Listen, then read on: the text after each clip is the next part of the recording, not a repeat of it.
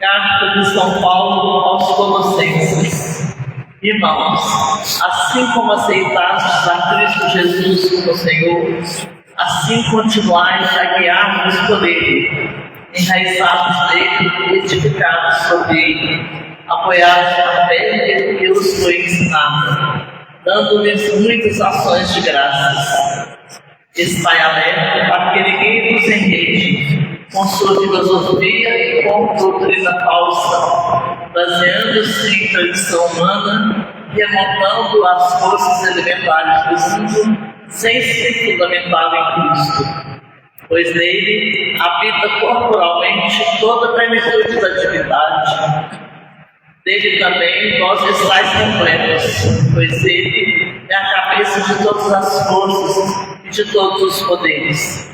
Nele vós também recebestes uma circuncisão, não feita por mão humana, mas uma circuncisão que é de Cristo, pela qual renunciais ao corpo perecível. Com Cristo fostes sepultados no batismo, com Ele também fostes ressuscitados, por meio da fé no poder de Deus, e ressuscitou a Cristo dentre os mortos. Ora, vós estáveis mortos por causa dos vossos pecados, e vossos corpos não tinham recebido a circuncisão, até que Deus os trouxe para a vida junto com Cristo, e a todos nós perdoou os pecados. Existia contra nós uma conta a ser paga, mas Ele a cancelou, apesar das obrigações legais, e a eliminou, pregando-a na cruz. Ele despojou as autoridades e os poderes sobre-humanos, e os expôs publicamente sem espetar, levando-os em cortejo triunfal. Palavra do Senhor. Graças a Deus.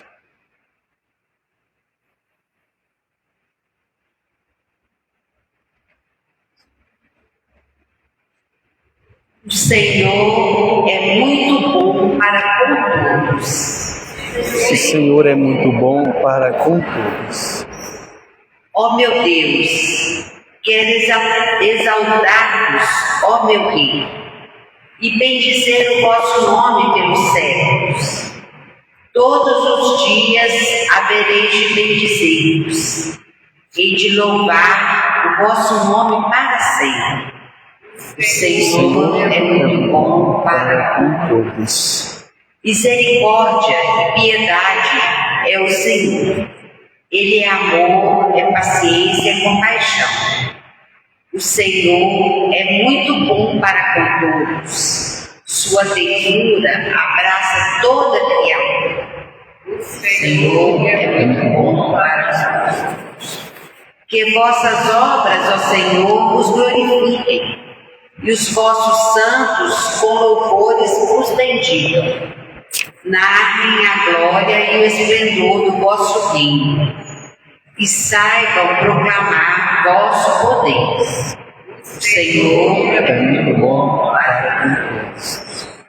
O Senhor esteja convosco.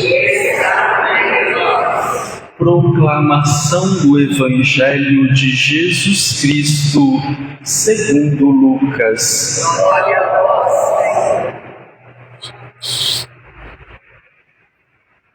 Naqueles dias, Jesus foi à montanha para rezar e passou a noite toda em oração a Deus. Ao amanhecer, chamou seus discípulos e escolheu 12 dentre eles, aos quais deu o nome de apóstolos: Simão, a quem pôs o nome de Pedro, e seu irmão André, Tiago e João, Filipe e Bartolomeu, Mateus e Tomé, Tiago, filho de Alfeu, e Simão, chamado Zelota, Judas, filho de Tiago, e Judas Iscariotes, aquele que se tornou traidor. Jesus desceu da montanha com eles e parou num lugar plano. Ali estavam muitos dos seus discípulos e grande multidão de gente de toda a Judéia e de Jerusalém, do litoral de Tiro e Sidônia. Vieram para ouvir Jesus e serem curados de suas doenças. E aqueles que estavam atormentados por espíritos maus também foram curados. A multidão toda procurava tocar em Jesus, porque uma força saía dele e curava a todos. Palavra da salvação.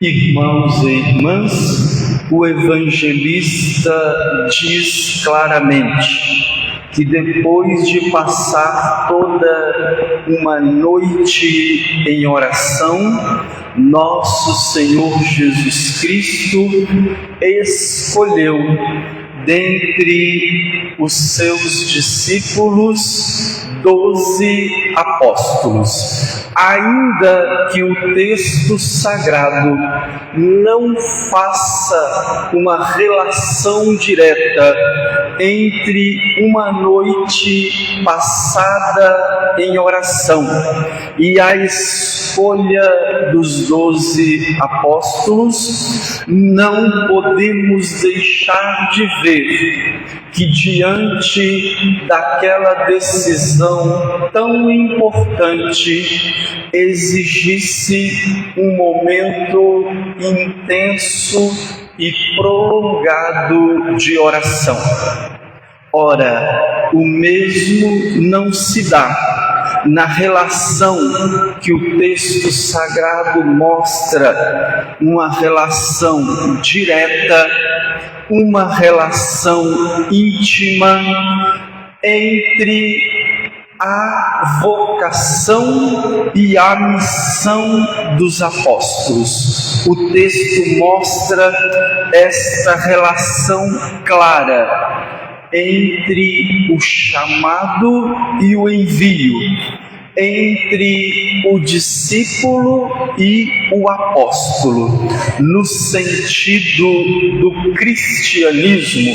No contexto cristão, discípulo não pode ser entendido como normalmente se entende, seja na linguagem corrente, seja no meio profano e até mesmo aquilo que indica a etimologia da palavra discípulo.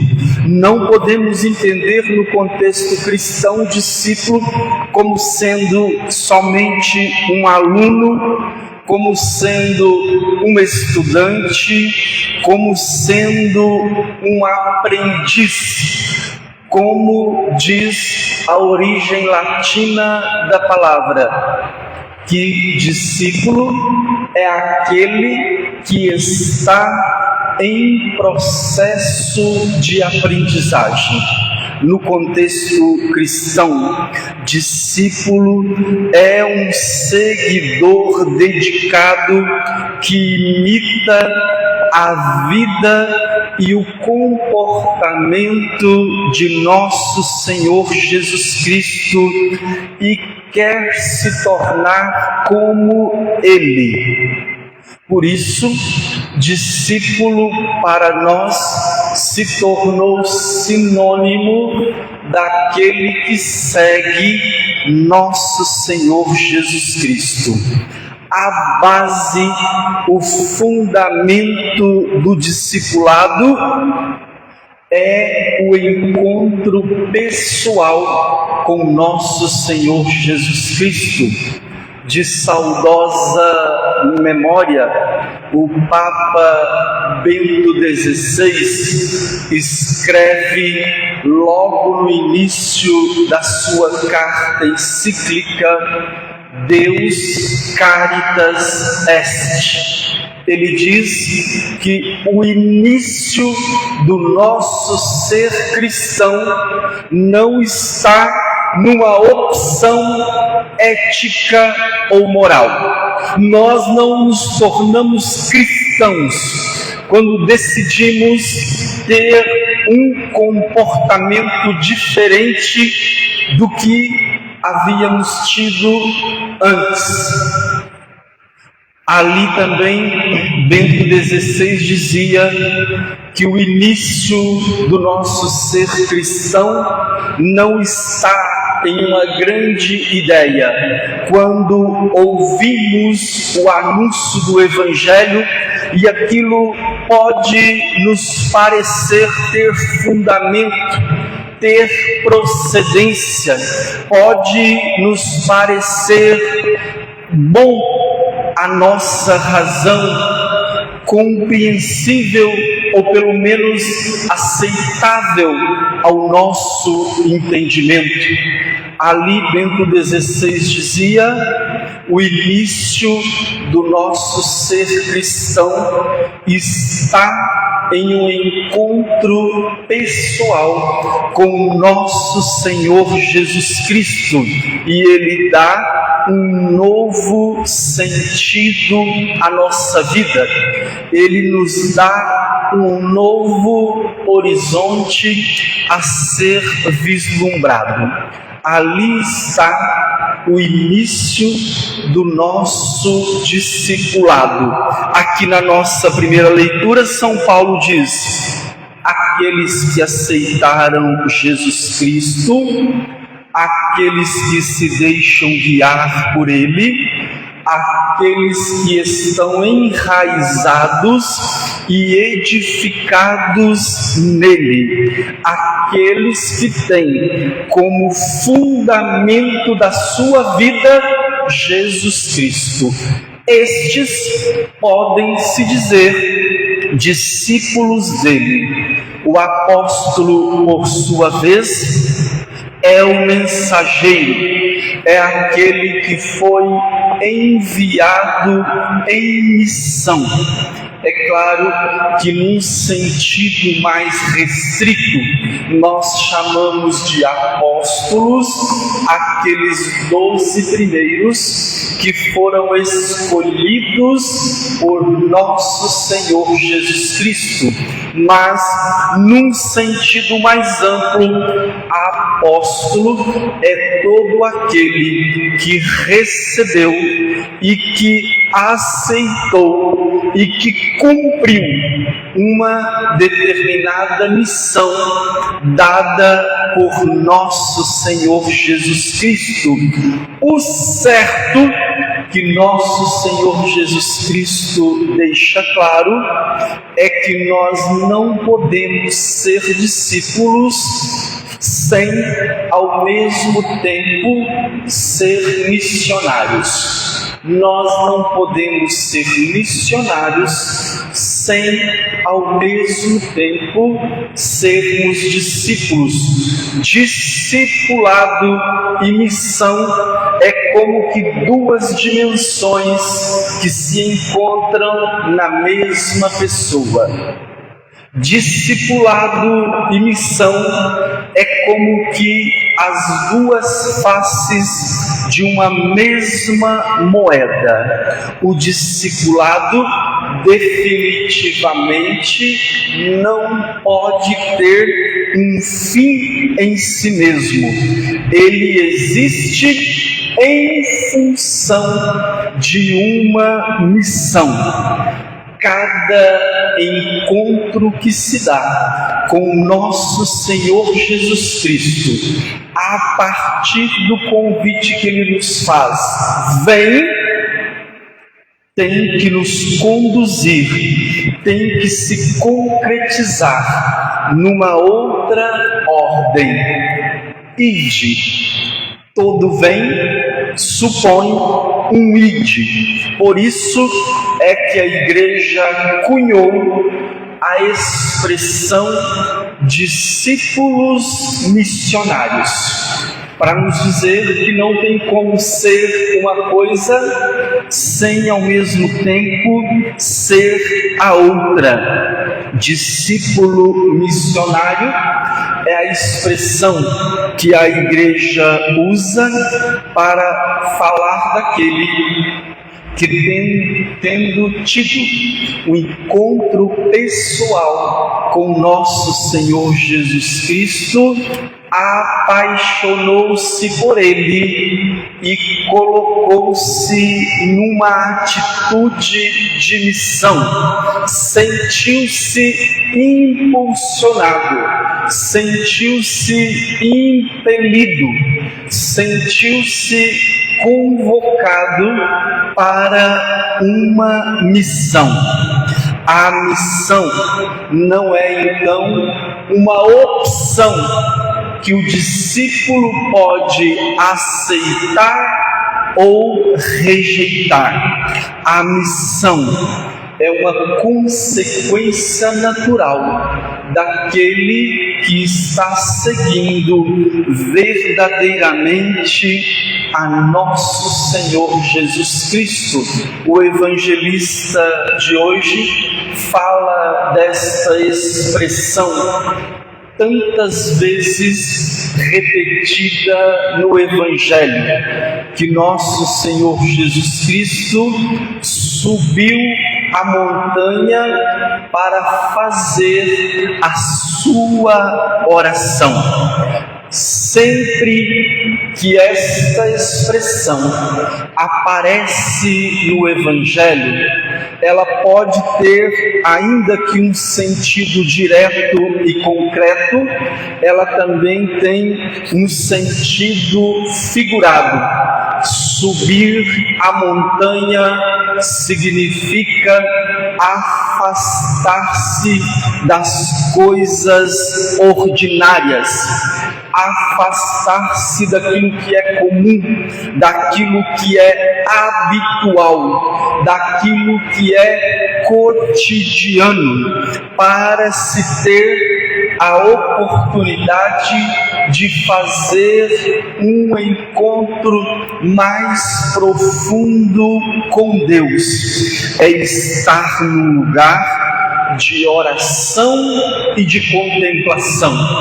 E logo a seguir, o evangelista fala esta expressão que também se repete frequentemente no Evangelho. Jesus desceu da montanha, ou seja, ele voltou do encontro com Deus imbuído de um propósito, imbuído de uma missão. Todas as vezes que fazemos um encontro pessoal e verdadeiro com nosso Senhor Jesus Cristo, ele tem que produzir um fruto missionário, ou do contrário, foi uma experiência espiritual alienante. Naturalmente, todo encontro pessoal com nosso Senhor Jesus Cristo nos empurra para determinada missão. Descer da montanha significa sair do encontro com Deus pronto para ir de encontro ao irmão, pronto para se encontrar e se comprometer com a transformação da realidade deste mundo. Podemos então perguntar, e terminamos assim a nossa reflexão, a nossa participação nesta missa será um encontro verdadeiro com Jesus Cristo ou será uma experiência alienante? A noite de hoje, o dia de amanhã o restante da nossa semana vai responder de modo muito claro a esta pergunta. Se nós sairmos desta missa com uma intenção missionária, significa que fizemos um encontro verdadeiro com nosso Senhor Jesus Cristo. Louvado seja nosso Senhor Jesus Cristo.